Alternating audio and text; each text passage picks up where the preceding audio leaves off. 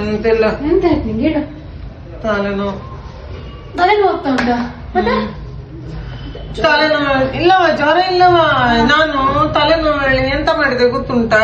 Instagram ಅಲ್ಲಿ ಒಂದು reel ನೋಡಿದ್ದೆ. 3 ನಿಮಿಷ ಬಕೆಟ್ ಅಲ್ಲಿ ಐಸ್ ಇಟ್ಟು ಅದ್ರಲ್ಲಿ 3 ನಿಮಿಷ ಕಾಲಿಟ್ರೆ ತಲೆನೋವು ಹೋಗ್ತದೆ ಹೇಳಿ ಹಾಕಿದ್ರು.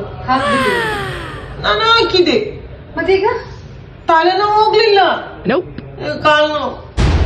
ನಾನ್ ಹೇಳುದು ಒಂದು ಸಹ ಮಾಡ್ಬೇಡ. ಇನ್ಸ್ಟಾಗ್ರಾಮ್ ಅಲ್ಲಿ ಬಂದ ತಕ್ಷಣ ಟಕ್ಕ ಮಾಡ್ಬಿಡು. ಎಂತ ನಿಮ್ಗೆ ನಿಜವಾಗ್ಲು ಕಾಲನ್ನ ಐಸಲ್ಲಿ ಹಾಕಿಟ್ರೆ ಪೇನ್ ಕಮ್ಮಿ, ತಲೆನೋವು ಕಮ್ಮಿ ಆಗ್ತದೆ ಅಂತ ಹಾಗೆಂತ ಇನ್ಸ್ಟಾಗ್ರಾಮ್ ಅಲ್ಲಿ ಅಲ್ಲ, ಐಸ್ ನೀರಲ್ಲಿ ಕಾಲು ಇಟ್ರೆ ಪೇನ್ ಸ್ವಲ್ಪ ಕಮ್ಮಿ ಆಗ್ತದೆ.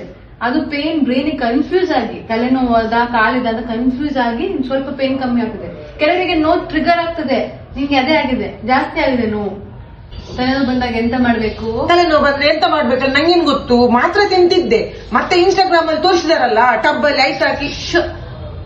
ತಲೆನೋವು ಬಂದಾಗ ತಲೆನೋವು ಯಾಕೆ ಬಂದದ್ದು ಅಂತ ಗೊತ್ತಾಗ್ಬೇಕು ಫಸ್ಟ್. ಯಾಕೆ ಬಂದದ್ದು ಹೇಳಿ ನಮ್ಗೆ ಹೇಗೆ ಗೊತ್ತಾಗುದು? ಡಾಕ್ಟರ್ ಹತ್ರ ಹೋಗ್ಬೇಕು. ನಾನ್ ಡಾಕ್ಟರ್ ಅಲ್ವಾ? ಹೌದಲ್ವಾ? ನಂತ ಬರ್ಬೇಕಾಗುದಿಲ್ಲ ನಿಮ್ಗೆ. ಸರಿ, ತಲೆನೋವು ಯಾಕೆ ಬಂದದ್ದು, ಏನ್ ಕಾರಣದಿಂದ ಬರ್ತದೆ, ಹೇಗೆ, ಅದಕ್ಕೆ ಎಂತ ಎಕ್ಸಾಮಿನೇಷನ್ ಮಾಡ್ಬೇಕು ಅಂತ ಕರೆಕ್ಟ್ ಆಗಿ ಗೊತ್ತಾಗ್ಬೇಕು ತಾನೆ.